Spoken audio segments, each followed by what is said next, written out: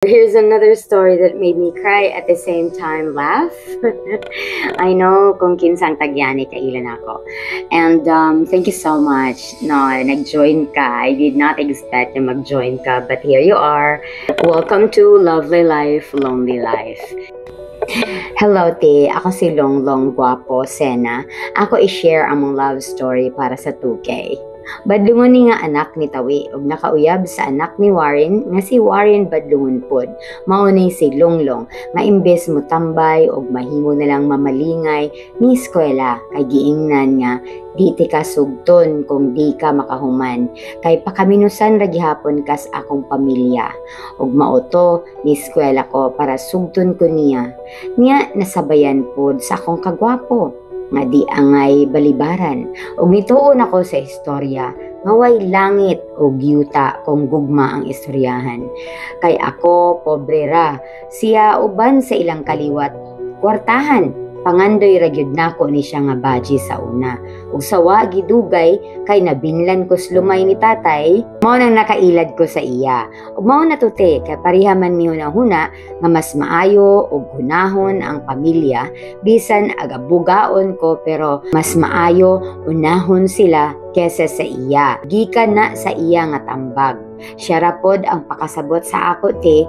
So mauto naibog na siya sa akong tingog ug naay time nga nagbasketball ko napildi nako ilang batch maong dagdag pogi points na podto.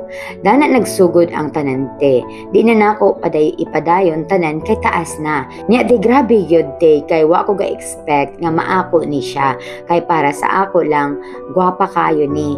Crush kaayo nako ni siya sukad sa una. Mao nang gwapo gyapon di ay ko kay naibog man siya sa ako. Nadalaras atik nagikan pas kalulololohan. Munang among love story te gisummarize ra na ako te. Taas na kaayo sunod adlaw pa ko mahuman og type. 5 years na good me karon. Dugay mahuman ang pagsubay sa 5 years. Bitaw te unta manotice kay dool na akong bayad sa akong boarding house. Anyway, natawa ko, gibasa ko ni because I want to also extract a lesson. Giingon niya dito, di ba?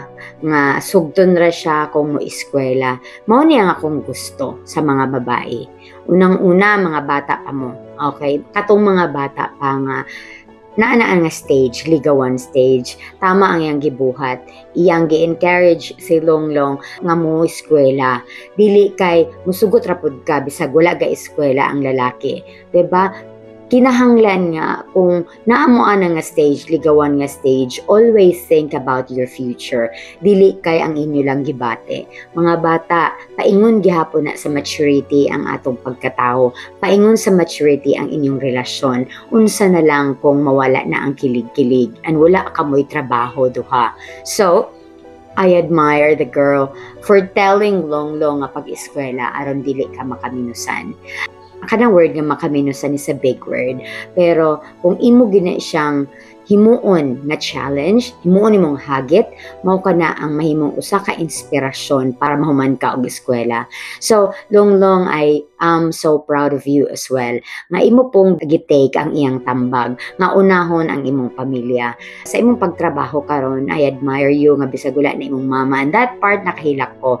And nakahilak ko tungod kay I'm a mom and kani mong ipang istorya karon kay bawaan pa rin ni mama nimo happy siya sa imo ang gihimo nga bisan nakigpagrelasyon ka pero naa di ay tong mga butang na imong gihunahuna outside of that relationship lang dili lang ligaw-ligaw nada imong panglantaws ay nga naghilak na ko sorry guys so kung nakita pa sa imong mama kana ding sulod sa imo kasing-kasing happy siya as hinahan. Sa mga na to, thank you Long for joining and again, ang lesson na ni mga bata, kinahanglan mag-eskwela o dili mag-focus sa inyuhang pag-uyab-uyab. Focus lang gyud mo sa inyuhang pangandoy sa kinabuhi. Thank you so much. This is Lonely Life, Lovely Life with Mommy Barbs. Bye-bye.